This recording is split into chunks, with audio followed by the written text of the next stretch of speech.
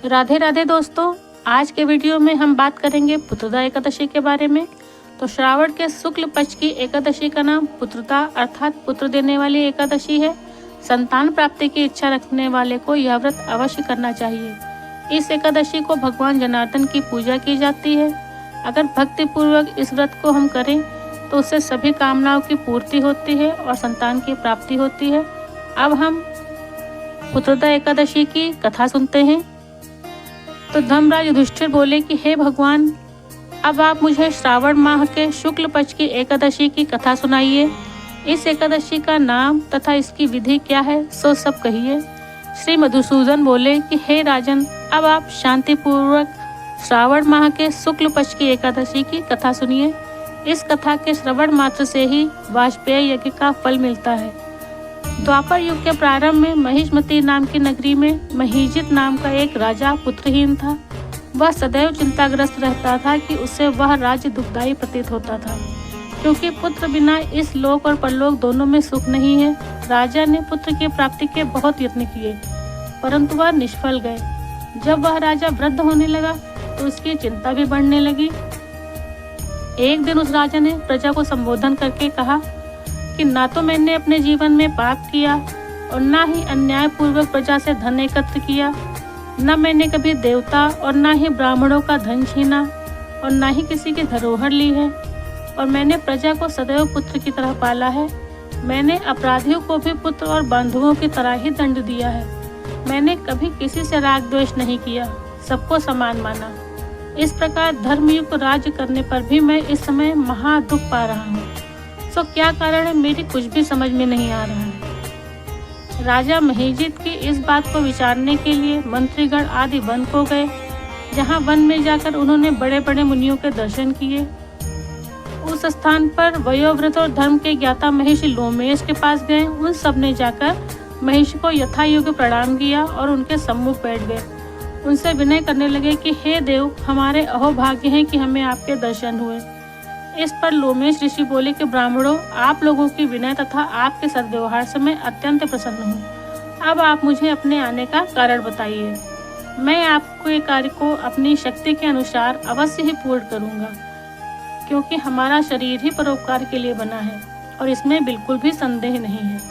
जब लोमेश ऋषि ने इस तरह से कहा तो उसे सुनकर उनके मंत्री बोले, आप हमारी समस्त बातों को जानिए और समझिए।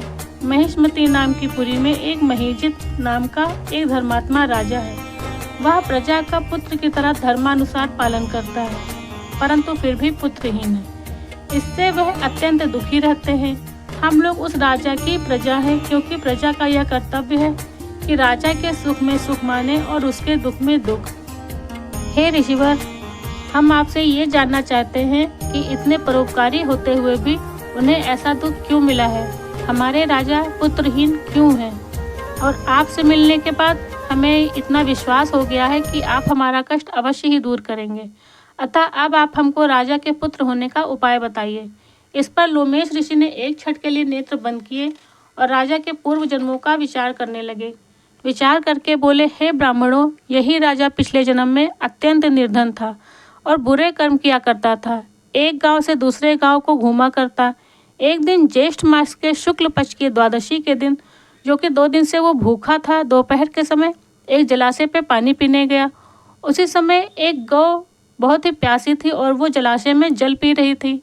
राजा ने उस प्यासी गौ को हटा दिया और स्वयं जल पीने लगे। हे ब्राह्मणों, इसीलिए राजा को यह दुख भोगने पड़ रहे हैं।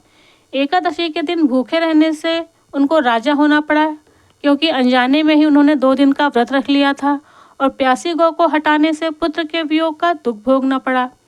इस पर सब लोग बोले कि हे महर्षि, शास्त्र में ऐसा लिखा है कि पुण्य से पाप नष्ट हो जाते हैं, इसलिए कृपा करके आप राजा के पूर्व जन्म के पाप नष्ट होने का उपाय बताइए, क्योंकि इस पाप के क्षय होने से ही पुत्र रथ की उत्पत्ति होगी।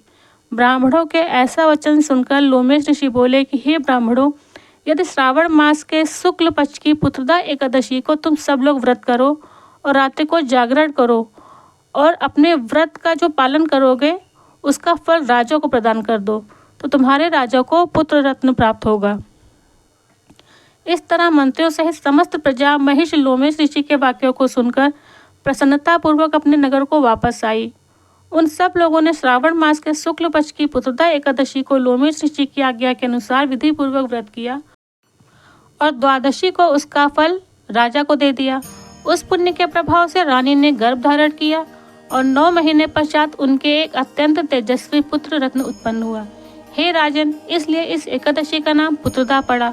जो मनुष्य पुत्र रत्न को प्राप्त करना चाहते हैं उन्हें इस एकादशी का विधि पूर्वक व्रत करना चाहिए।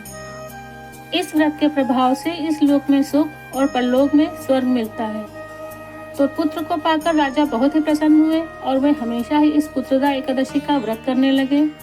इस तरह से पुत्रदा एकादशी की व्रत कथा समाप्त होती है। बोलो विष्णु भगवान की जय। तो आप भी इस तरह से भक्ति भाव से पुत्रदा एकादशी का व्रत रखें।